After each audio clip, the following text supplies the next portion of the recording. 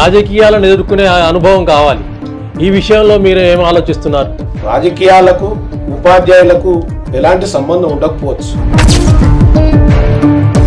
ఉపాధ్యాయులకు సమస్యలు మాత్రం అందరికీ ఉన్నట్టుగానే ఉంటాయి.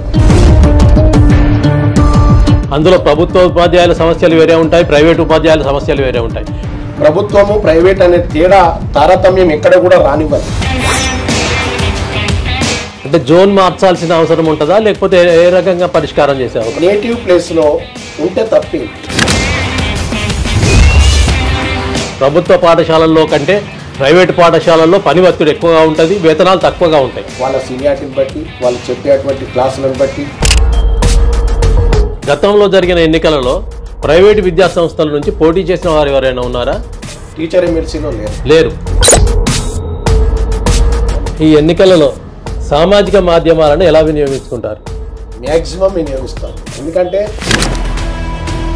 ఇప్పుడు ఉండేది 30,000 మంది ఓటర్లే కావచ్చు, ఎన్ని లక్షలు ఖర్చు పెట్టాలనో తెలియదు పరిస్థితి. అట్లా మేము చూసుకుంటామన్న డబ్బుల విషయంలో మీకు ఏం కొదవ లేకుండా చూస్తాం.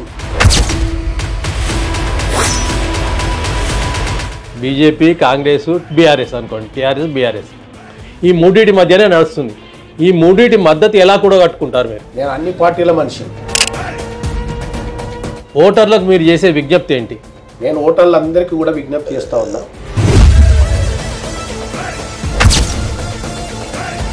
నాకు ఇన్స్పిరేషన్ రాజకీయ గురువు కూడా సర్వేపల్లి రాధాకృష్ణన్ గారే.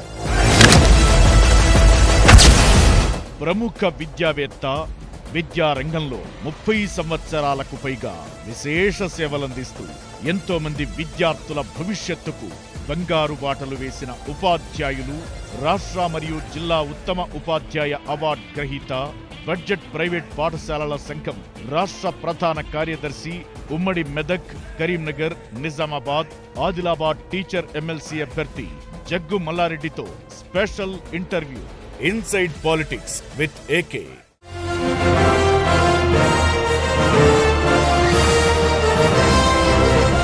Welcome to inside politics with AK. 2025 మార్చి నెలలో జరగబోయే ఉపాధ్యాయ శాసన మండలి ఎన్నికలు ప్రచారం ముమ్మరంగా ప్రారంభమైంది. ఈ దశలో సిద్దిపేట నుంచి పోటీ చేస్తున్న జగ్గు మల్లారెడ్డి గారు 30 సంవత్సరాలుగా ప్రైవేటు విద్యాసంస్థలు నిర్వహిస్తున్నవారు. సిద్దిపేట జిల్లా ప్రైవేటు విద్యాసంస్థల అధ్యక్షులుగా పనిచేస్తున్నారు. రాష్ట్ర స్థాయి ప్రైవేటు విద్యాసంస్థల వర్కింగ్ ప్రెసిడెంట్గా ఉన్నారు. వారు ఇప్పుడు మన ముందున్నారు. నమస్కారం సార్. నమస్కారం సార్. టీచర్స్ ఎన్నికలలో పోటీ చేసి వారికి రాజకీయ అనుభవం ఉంటుందా ఉండదా అనేది వేరే విషయం. మీ విషయంలోకి వచ్చినప్పుడు ప్రైవేటు విద్యాసంస్థల ఎన్నికలలో పోటీల్లో ఉండొచ్చు, గెలుపొందొచ్చు. ఆ రాజకీయాలు వేరే, ప్రస్తుతం ఉన్న టీచర్స్ ఎమ్మెల్సీ రాజకీయాలు వేరే. వీటిని ఎలా నెగ్గాలి, ఏమైనా ప్లానింగ్ ఉందా ఏంటి? ముందు మీరు ఏ ఉద్దేశంతో వస్తున్నారు వివరిస్తారా?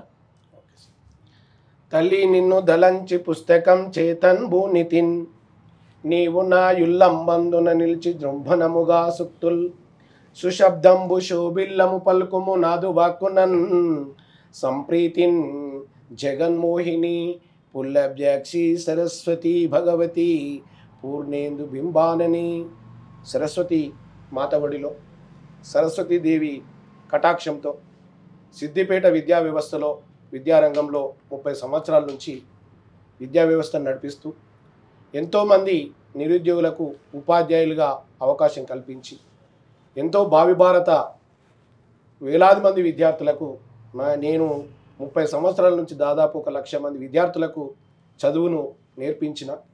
మరి ఇలాంటి తరుణంలో మా ప్రైవేట్ విద్యా సంస్థల అధ్యక్షులు, ఇప్పుడు నిర్వహించబోయేటువంటి ఎమ్మెల్సీ టీచర్స్ మెదక్, కరీంనగర్, నిజామాబాద్, ఆదిలాబాద్ 4 జిల్లాల నుంచి కూడా అందరం కలిసి మా ఉమ్మడి అభ్యర్థి అని చెప్పి ప్రైవేట్ పాఠశాల నుంచి వాళ్ళు తప్పకుండా మీరు ఉండాలి, మీకు చిరకాలం నుంచి 30 సంవత్సరాల అనుభవం ఉంది, మిమ్మల్ని సుపరిచితులుగా చూస్తారు కాబట్టి మీరు మా గలం వినిపించాలంటే మీరు తప్పకుండా ఉండాలని చెప్పి వాళ్ళు ప్రోత్సహించి అన్ని జిల్లాల వాళ్ళు నిలబెట్టడం జరిగింది. తప్పకుండా ఉపాధ్యాయుల సమస్యలు తెలిసిన వాడిని, నేను ఉపాధ్యాయునిగా పనిచేసిన వాడిని, తప్పకుండా ఈ చట్టసభలలోకి వెళ్ళి వాళ్ళ సమస్యలు తీర్చాలి, మన జన్మను ధన్యం చేసుకోవాలి అనేటువంటి ఒక సత్సంకల్పంతో, సదుద్దేశంతో అభ్యర్థిగా నిలబడ్డాను.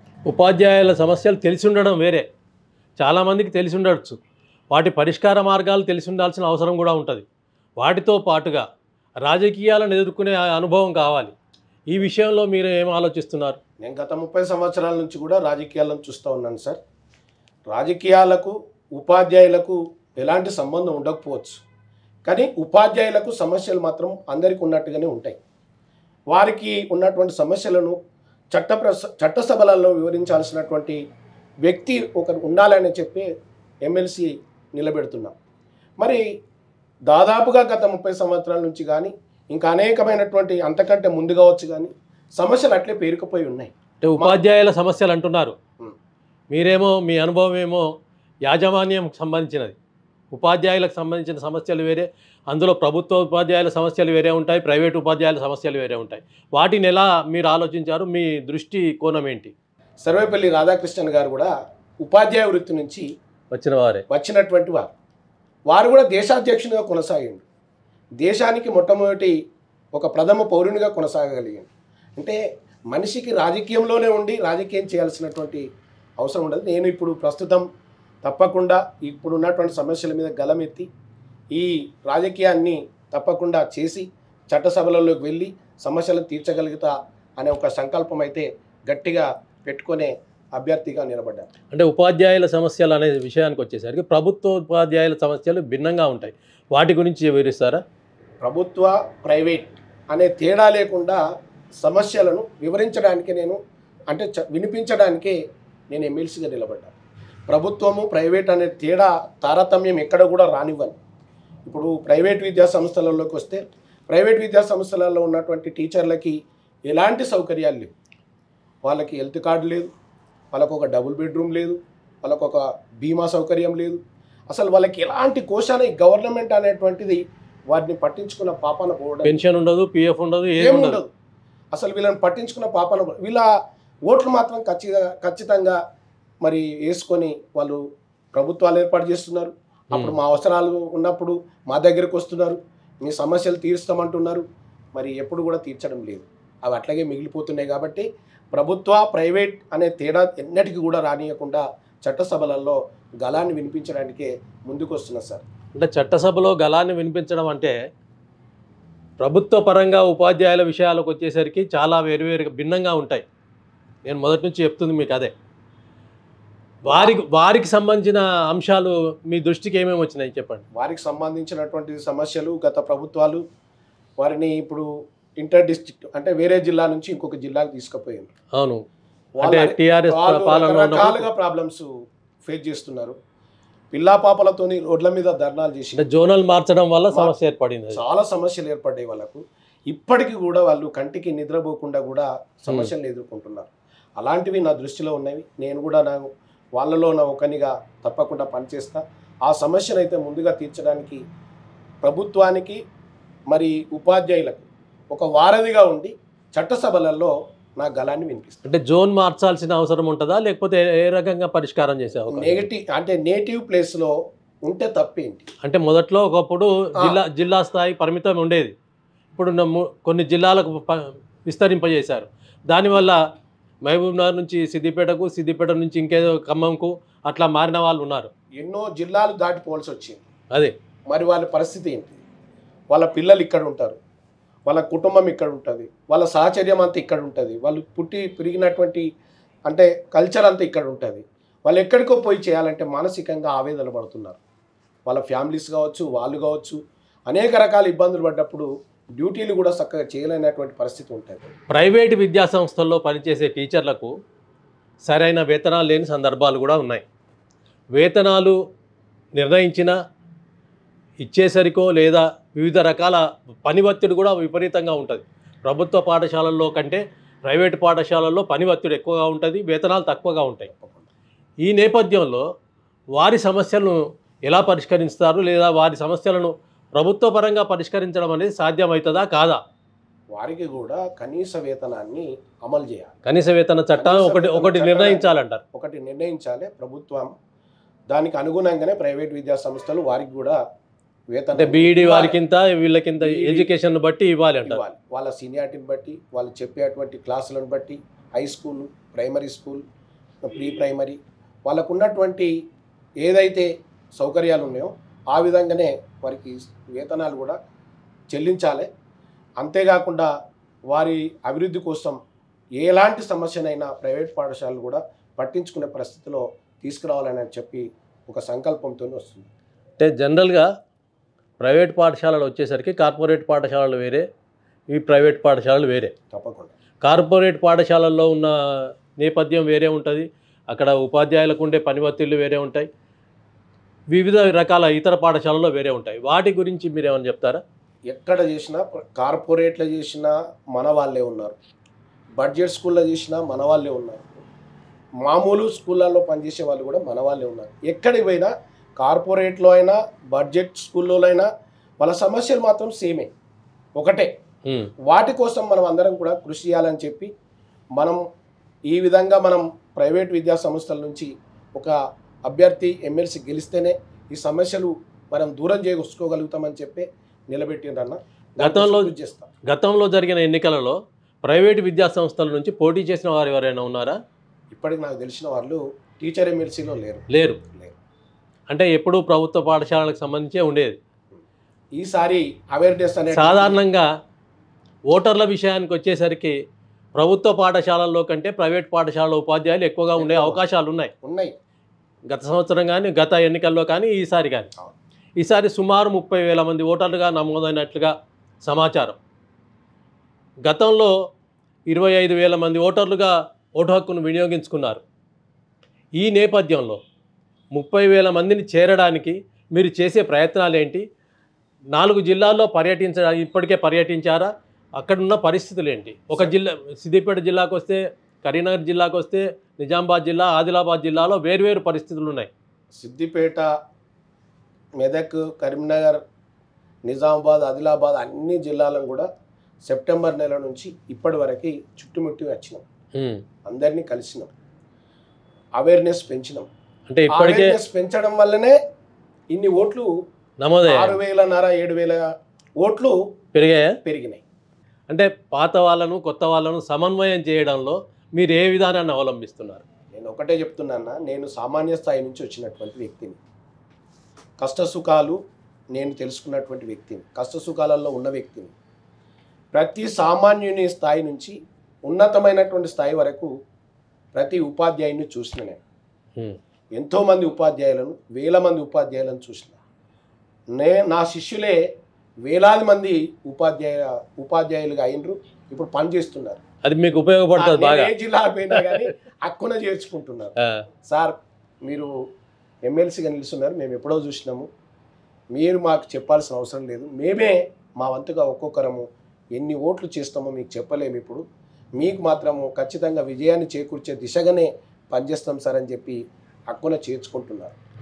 అంతేకాకుండా ఓల్డ్ స్టూడెంట్స్ ఎవరైతే ఉన్నారో పట్టభద్రులు, వాళ్ళు కూడా కొన్ని గ్రూపులు వాట్సాప్ గ్రూపులలో క్రియేట్ చేసుకొని నన్ను యాడ్ చేసుకొని వాళ్ళు అందరూ కూడా ఒక దగ్గర మీటింగ్ పెట్టుకొని ఆ జిల్లాలలో నన్ను పిలుస్తున్నారు, సమావేశం ఏర్పాటు చేస్తున్నారు.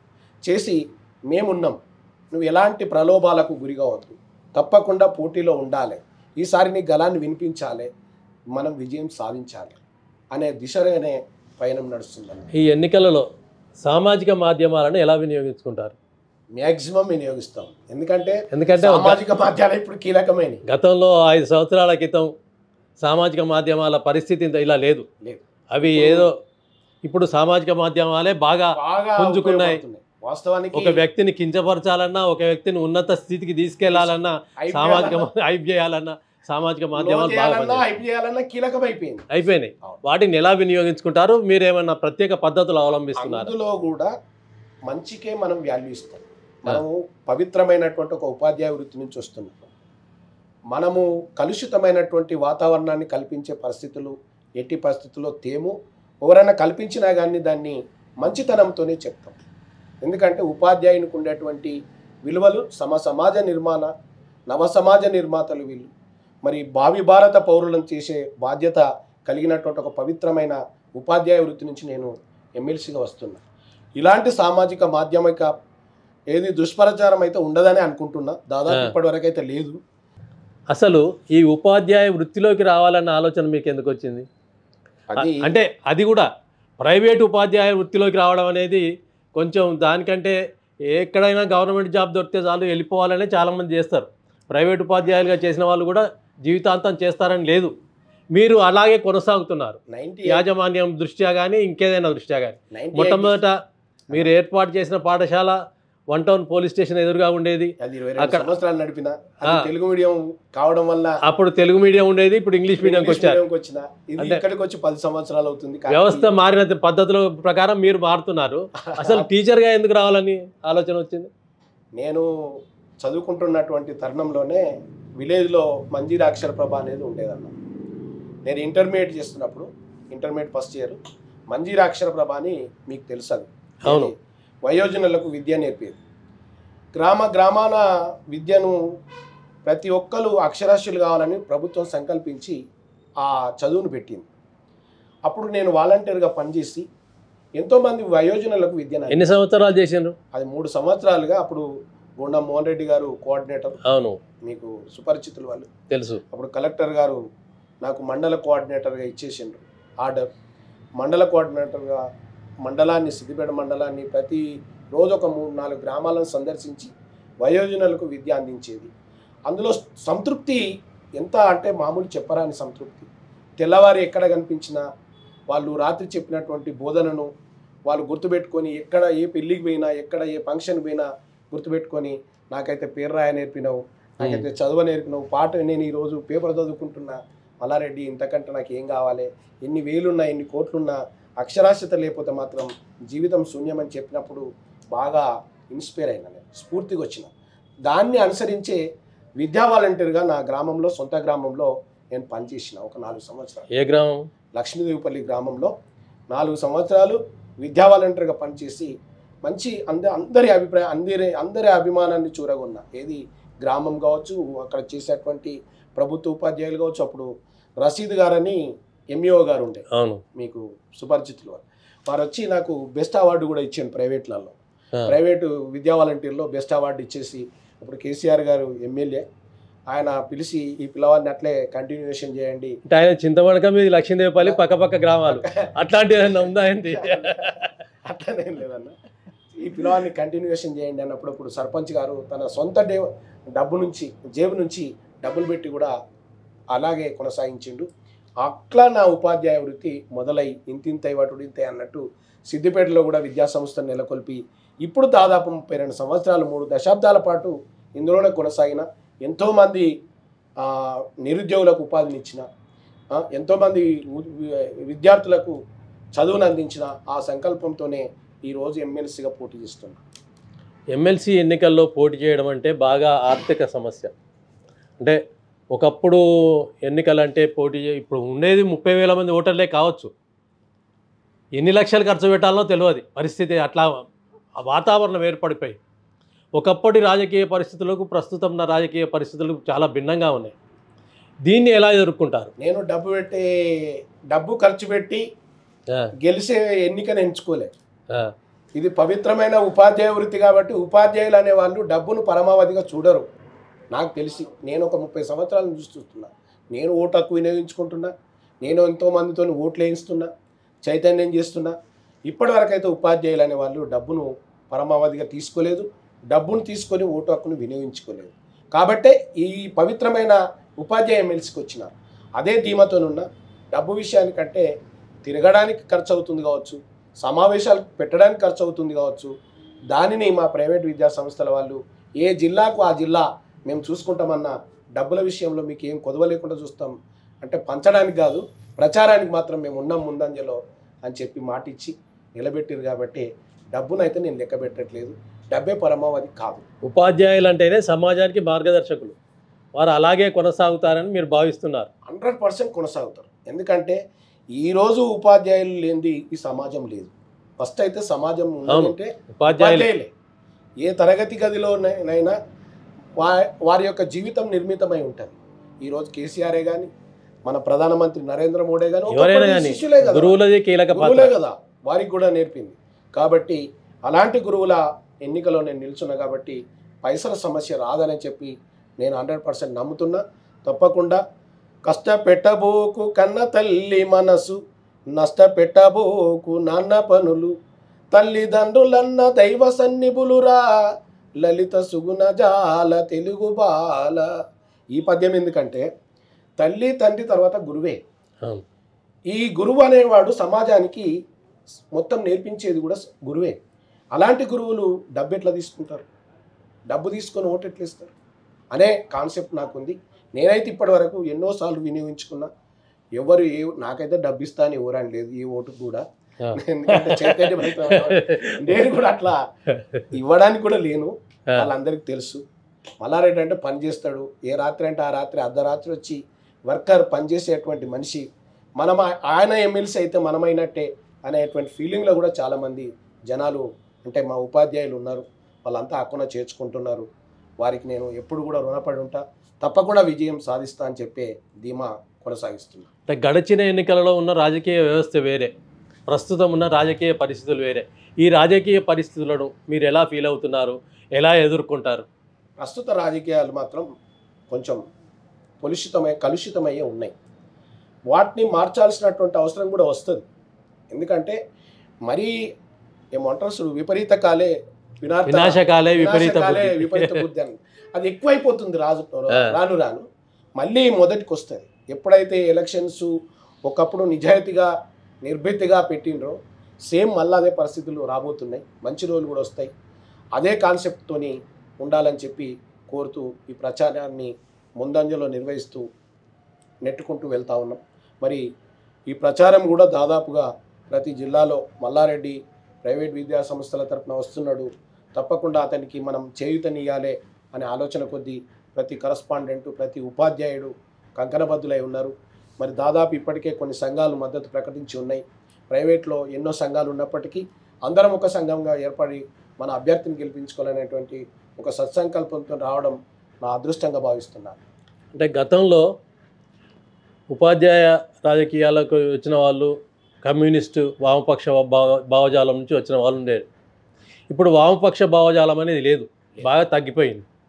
ఇప్పుడు ప్రధానంగా పోటీ 3 వ్యవస్థలు అయినాయి, బీజేపీ, కాంగ్రెస్, బీఆర్ఎస్ అనుకోండి, బీఆర్ఎస్.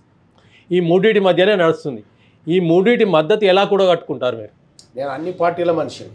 ఎందుకంటే మీకు తెలుసు, నేను తెలంగాణ ఉద్యమంలో కూడా నేను చిన్నవాడిని అయినప్పటికీ నేను మీతో కలిసి పనిచేసిన, సిద్దిపేట విద్యా సంస్థల జేఏసీలో నేను కీలకంగా పనిచేసిన, మీతో కూడా సహచర్యం ఉన్న, ధర్నాలు చేసిన, తెలంగాణ సకల జనుల సమ్మెలో 45 రోజులు బడులు బంధు పెట్టి మేము డబ్బులు తీసుకోకుండా కూడా త్యాగాలు చేసి తెలంగాణ ఉద్యమంలో ఉన్న. అప్పుడు నాకు రాజకీయ పార్టీలు అన్నీ కూడా సుపరిచితం. ఈ టీఆర్ఎస్ కానీ, బీజేపీ కానీ, కాంగ్రెస్ కానీ, అప్పుడు అన్ని పార్టీలు కూడా దాదాపు తెలంగాణ కోసం గొంతెత్తినప్పుడు ప్రతి ఒక్కరికి నేను అందరికీ కూడా సుపరిచితంగా ఉన్నా. ఇప్పుడు కూడా సుపరిచితంగానే ఉంటూ అందరి మద్దతు కోరుతున్నా. బీజేపీ, కాంగ్రెస్, బీఆర్ఎస్ అన్నీ ప్రతి ఒక్క పార్టీ నాకు మద్దతు ఇవ్వాలని చెప్పి కోరుతున్నా. వాళ్ళ మద్దతుతోనే నేను గెలుస్తాను కూడా నిర్ద్వందంగా చెప్తున్నా. 3 అభ్యర్థులు రంగంలో కనిపిస్తున్నారు, మీతో పాటు మరో 2 అభ్యర్థులు. ఒక అభ్యర్థి ఏమో గతంలో ఎమ్మెల్సీగా పనిచేసిన వారు, కాంగ్రెస్ పార్టీ మద్దతుతో వారు ముందున్నారు, ప్రభుత్వం రెడ్డి గారు. మరో అభ్యర్థి PRTU తరఫున మహేందర్ గారు ఉన్నారు. అంటే ఈ ప్రస్తుతం అయితే 3 పోటీ కనిపిస్తున్నారు.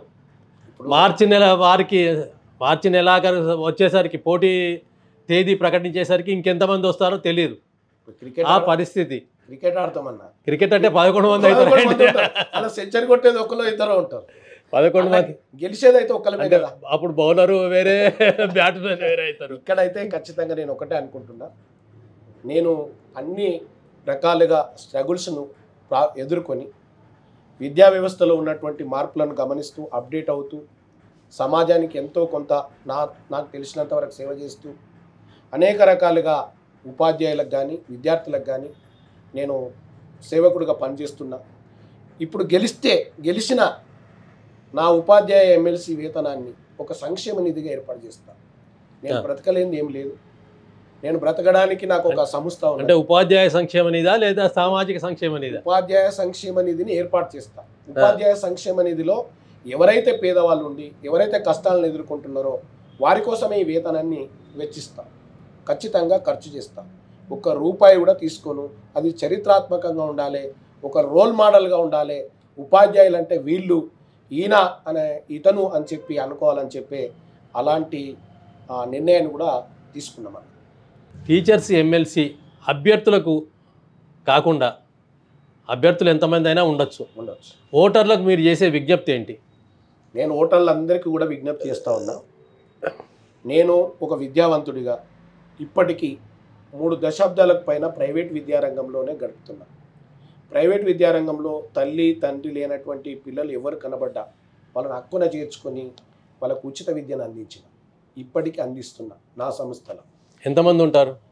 నేను ప్రతి సంవత్సరం ఎవరు ఎంతమంది వచ్చినా తల్లి లేదా తండ్రి లేడు అని చెప్పగానే అడ్మిషన్ ఫ్రీ ఇస్తా. అనాథలకు ఎవరైనా సరే. ఇప్పటికీ నా ప్రజెంట్ స్టిల్ నడుస్తుంది పాఠశాల. ఇంకా ఎక్కడికైనా వెళ్ళినా కానీ నాకెవరైనా చెప్పినా వాళ్ళ సంస్థతో మాట్లాడి నాకున్నటువంటి పలుకుబడితో అక్కడ కూడా ఫ్రీ ఇప్పిస్తున్నా. అది నా బాధ్యత, సామాజిక బాధ్యత. ఇదొక్కటే కాదు, ప్రైవేటు ఉపాధ్యాయులలో ఎవరైతే పేదవాళ్ళు ఉన్నారో వాళ్ళకు డబుల్ బెడ్రూమ్స్ కానీ ఏదైనా అవకాశం వచ్చినప్పుడు ఏదో హాస్పిటల్స్లలో కానీ వారికి తోచినంత సాయం చేస్తున్నాం. నిరాశ్రయులైనటువంటి వారిని నాకున్నటువంటి పరిచయాలతోని మంత్రుల దగ్గరికి కావచ్చు, ఎమ్మెల్యేల దగ్గరికి కావచ్చు తీసుకువెళ్ళి వారికి సాయం చేపిస్తున్నాం. ఈ విధంగా నేనే ఎమ్మెల్సీని అయితే ఇంకా ఎక్కువ చేయగలుగుతాను అనే ఒక కాన్సెప్ట్తోని వస్తున్నా. మీరు ఉపాధ్యాయ వృత్తిలోకి రావాలనే ఆలోచన ఎందుకు వచ్చింది? మంజీరాక్షర ప్రభాని ఇప్పుడు వయోజనుల కోసం ఏర్పాటు చేసిండు రాత్రి బళ్ళు. అందులో వాలంటీర్గా పనిచేసాను. వాలంటీర్గా పనిచేస్తే నా ప్రశంసలు అందుకొని నన్ను మండల కోఆర్డినేటర్గా కలెక్టర్ గారు అప్పుడు గుండం మోహన్ రెడ్డి గారు కోఆర్డినేటర్గా ఉండేవారు. ఆ మండల కోఆర్డినేటర్తోని నన్ను నియమించి ఆ ఉపాధ్యాయ వృత్తిని పరిచయం చేసి వాళ్ళు ఎంతో సంతోషపడేవాళ్ళు. నేను ఎప్పుడు కనబడ్డా ఎక్కడ కనబడ్డా మేము నిరక్షరాస్యుల నుంచి అక్షరాస్యులమైన బ్యాంకులకు పోయినా రేపు పేపర్ వచ్చినా అన్నీ చదువుకోగలుగుతున్నాం, సంతకాలు పెట్టగలుగుతున్నాం, మల్లారెడ్డి నువ్వు గ్రేట్ అయ్యా అని చెప్పి హక్కున చేర్చుకునేది. మంజీరాక్షర ప్రభ అనేది సామాజిక సేవ. ఉపాధ్యాయులుగా ప్రైవేటు ఉద్యోగాధ్యాయులుగా రావాలనే కోరిక ఎందుకు కలిగింది? వయోజనులకే అందించిన నేను, నిరక్షరాస్యులకే, చిన్నపిల్లలకే ఉపాధ్యాయ వృత్తిని చేపట్టి వాళ్ళకు విద్యను అభ్యసిస్తే ఎట్లా ఉంటుంది? అందులో ఒక తృప్తి ఉంటుంది. ఇంకోటి, నేను ఎప్పుడైనా దాదాపు సర్వేపల్లి రాధాకృష్ణన్ చరిత్ర విన్నప్పుడు ఎప్పుడో ఒకసారి ఆయన ప్రెసిడెంట్ ఆఫ్ ఇండియా ఎట్లయిందో నేను కూడా చట్టసభలలో ఒక వ్యక్తిగా నేను పోవాలి అనేటువంటి ఒక కాన్సెప్ట్ తీసుకున్నా. ఆ కాన్సెప్ట్ ఇలా ఎమ్మెల్సీగా రావడానికి కారణమైంది. నాకు ఇన్స్పిరేషన్ రాజకీయ గురువు కూడా సర్వేపల్లి రాధాకృష్ణన్ గారే. ఎందుకంటే ఉపాధ్యాయ వృత్తిలో పవిత్రమైనటువంటి ఒక అనుబంధంలో దేశవ్యాప్తంగా దేశ ప్రజలందరి కూడా అభిమానాన్ని చూరగొన్న వ్యక్తిని ఎప్పుడు ఆదర్శప్రాయుడిగానే చూస్తా, వారిని ఆదర్శంగా తీసుకుంటా, వారి బాటలో నడుస్తా. ప్రైవేటు ఉపాధ్యాయునిగా చేశారు, తర్వాత కొన్నాళ్ళకు యాజమాన్యంలోకి వచ్చారు. యాజమాన్యంలోకి రావడానికి గల పరిస్థితులు ఏంటి? అప్పుడు నేను ప్రైవేట్ ఉపాధ్యాయునిగా ఉన్నప్పుడు పేరెంట్స్ అంతా కూడా కోరిండు, మీరు ఎంతో కష్టపడుతున్నారు ఒక సంస్థలో, ఆ కష్టం ఏందో మీరు ఒక మేనేజ్మెంట్కి వస్తే ఎంతోమందికి ఉపాధిని ఇవ్వగలుగుతారు, ఎంతోమందికి మీరు ఆసరగా ఉంటారు. అక్కడ మీరు ఉపాధ్యాయుని మాత్రమే చేయగలుగుతున్నారు, ఇక్కడ ఎంతోమందికి ఉపాధిని ఇస్తారు, ప్లస్ ఎంతోమంది విద్యార్థులకు కూడా మీరు బాసరగా నిలుస్తారు, కష్ట సుఖాలు తెలిసిన వ్యక్తి మీరు అని చాలామంది ఎంకరేజ్మెంటు. ప్రభుత్వ ఉపాధ్యాయులు అప్పుడు ప్రైవేటు ఉపాధ్యాయులు అంతా కలిసి నన్ను ఒక విద్యాసంస్థ నెలకొల్పడానికి వారు ఇచ్చినటువంటి ప్రోత్సాహాన్ని జీవితంలో నేను ఎప్పుడు కూడా మరవలేను. అందుకే ఉపాధ్యాయ వృత్తిని నాకు ఎక్కువ మక్కువ. ఇప్పటికి కూడా ఎంతో నాకు రకరకాల పరిచయాలు ఉండి, అప్పుడు రాజకీయంలో తెలంగాణ ఉద్యమం అయిన తర్వాత, తెలంగాణ రాష్ట్రం వచ్చిన తర్వాత కూడా ఎంతోమంది రాజకీయాలలోకి ఆహ్వానించి, నేను అప్పుడు రాజకీయం చేయదలుచుకోలేదు, నేను నా బ్రతుకంటూ ఉంటే విద్యారంగంలోనే ఉండాలి, విద్యారంగానికే సేవ చేయాలి నేను అని చెప్పి మళ్ళీ విద్యారంగంలోనే ఇప్పుడు ఎమ్మెల్సీగా నిలబడ్డా. మొదట తెలుగు మీడియం పాఠశాల ఏర్పాటు చేశారు. ఆంగ్ల మాధ్యమానికి క్రేజ్ పెరగడంతో ఆ తెలుగు మీడియం పాఠశాల మూతపడిందా, లేకపోతే ఇంగ్లీష్ మీడియంకి మారడానికి పేరు కూడా మార్చేసారు? తెలుగు మీడియం పాఠశాల పేరు వేరే ఉండే, ఇంగ్లీష్ మీడియం పాఠశాల వేరే ఉండే, దాన్ని అప్డేట్ అంటారు. అన్న, నేను సమాజ మార్పుకు అనుకూలంగా అంటే మెలిగేటువంటి వ్యక్తిని. ఇప్పుడు సమాజంలో క్రేజీ అంటే దాదాపు మాతృభాషను మర్చిపోయారు, దాదాపు ఎక్కువ ఇంగ్లీష్ వైపు జనాలు వచ్చేసారు. అంటే మనం కూడా ఇంగ్లీష్ వైపు రావాల్సిందే. సిద్దిపేటలో కాదు, రాష్ట్ర వ్యాప్తంగా మొత్తం టోటల్గా ఇంగ్లీష్ మీడియం స్కూల్స్ అయినాయి. తెలుగు మీడియం పెట్టి మనం సేవలు అందించలేదు. ప్రభుత్వమే పాఠశాలను ఇంగ్లీష్ మీడియంలోకి మార్చేసింది. తెలుగు మీడియం ఉన్న పాఠశాలను ఇంగ్లీష్ మీడియంగా ఇచ్చేసింది. మనం అటువంటిప్పుడు మనం ప్రైవేట్లో ఎట్లా కొనసాగుతాం అని చెప్పి కాకతీయ టెక్నో హై స్కూల్ అని చెప్పి దీన్ని మనం నడుపుతూ 10 సంవత్సరాలుగా విజయవంతంగా నడుపుతున్నాం. మనం కూడా కాలానికి అనుగుణంగా అప్డేట్ అయింది. అది చేసినటువంటి విధానం. మీరు ఉపాధ్యాయ వృత్తిలోకి వచ్చారు. మీ కుటుంబ నేపథ్యం ఏంటి? మా కుటుంబ నేపథ్యం చాలా అంటే సామాన్యమైనటువంటి వ్యవసాయ కుటుంబమా లేదా వృత్తి కుటుంబమా? వ్యవసాయ కుటుంబం. కానీ ఆ వ్యవసాయ కుటుంబాలలో నిరుపేద కుటుంబం. నేను అంటే చదువుకున్నటువంటి సమయంలోనే ప్రైవేటు ట్యూషన్లు చెప్పేవాడిని, ఏది కుటుంబ భారం కోసం. నా కోసం మా అమ్మ ఎన్నో కష్టాలు పడ్డది. తండ్రి చిన్నప్పుడే చనిపోయింది. అంటే లక్ష్మీదేవిపల్లిలో కూలి పనులు అట్లాంటివి కూడా చేసేవారా? అలా అని కాదు, కానీ నేను ఏదన్నా మనకు సంబంధించినటువంటి హ్యాండ్ రైటింగ్ కావచ్చు, చిత్రలేఖ. మీరు కాదు, మీ కుటుంబం అనేది. కుటుంబం వ్యవసాయ కుటుంబం. వ్యవసాయ కుటుంబమే. వ్యవసాయ కుటుంబం నుంచి వచ్చిన ఇప్పుడు నాకు ఒక కొడుకు. నా కొడుకు కూడా ఇప్పుడు బిర్లా ఇంటర్నేషనల్ స్కూల్లో వైస్ ప్రిన్సిపాల్గా కొనసాగుతున్నాడు. కొడుకును కూడా ఉపాధ్యాయ వృత్తిలోకి దించిన. అది కూడా ప్రైవేట్ రంగంలోకి. అది కూడా ప్రైవేట్ రంగంలోకే. ఎందుకంటే నేను నా తర్వాత నా కొడుకు మల్లారెడ్డి ఈ విధంగా ఉండే. మల్లారెడ్డి తర్వాత మల్లారెడ్డి నిర్వహించే పాఠశాలను కూడా ఆయన నిర్వహించాలనే ఇదే నిర్వహించాలనేదేమో నేను ఇంకో స్కూల్ పెడతాను అంటే ఉదాహరణ చెప్తున్నా. కానీ ఉపాధ్యాయ వృత్తిలో ఉన్నటువంటి సంతృప్తి నాకు తెలుసు కాబట్టి వాడిని కూడా ఈ రంగంలోకి తీసుకొచ్చింది. ఒకడే అబ్బాయా? ఒకడే కొడుకు. వాడు ఇప్పుడు బిర్లా ఇంటర్నేషనల్ వైస్ ప్రిన్సిపాల్గా కొనసాగుతున్నాడు. వాడు అన్ని రకాలుగా సంతృప్తిగా ఉన్నాడు. వేరే ఫీల్డ్కి పోదలుచుకోలేదు. ఎందుకంటే ఇందులో వచ్చిన తర్వాత వేరే వృత్తికి పోదు. భార్య గృహిణియా లేకపోతే? గృహిణి. ఒకడే కొడుకు, గృహిణి. నాకు సంపాదన అవసరం లేదు. అందుకే నా ఎమ్మెల్సీ వేతనాన్ని పేద ఉపాధ్యాయులకు అంకితం చేస్తానే, ఒక సంక్షేమ నిధిని ఏర్పాటు చేస్తానే అందుకే చెప్తున్నాను. అంటే ప్రచారంలో మహిళా టీచర్ల దగ్గరికి వెళ్ళేటప్పుడు మీ మిస్సెస్ని తీసుకెళ్ళడం అట్లాంటివి ఏమైనా చేస్తున్నారా? వెళ్తాం, ఏమన్నా. ఎందుకంటే మాకు ఉపాధ్యాయులు ఇప్పటిదాకా కాలే. అంతా లేదు, మహిళలంతా ఉపాధ్యాయులు అయింది. ఇప్పుడు కరోనా తర్వాత కూడా ప్రతి పాఠశాలలో చూడు ఒక 3-4 జెంట్స్ టీచర్లు ఉంటే ఎక్కువైపోయింది. ఉన్న ఉపాధ్యాయ లోకమంతా కూడా మహిళా లోకమే అయిపోయింది. కరోనా తర్వాత టోటల్గా ఎక్కువ సంఖ్యలో మహిళా టీచర్లు పనిచేస్తున్నారు. వాళ్ళైతే మ్యాక్సిమం డబ్బులు తీసుకోవడానికి అస్సలు ససేమిరా డబ్బులు తీసుకోరు. వాళ్ళు ఒక క్యారెక్టర్ని చూస్తారు, ఒక సేవకుని చూస్తారు వాళ్ళు.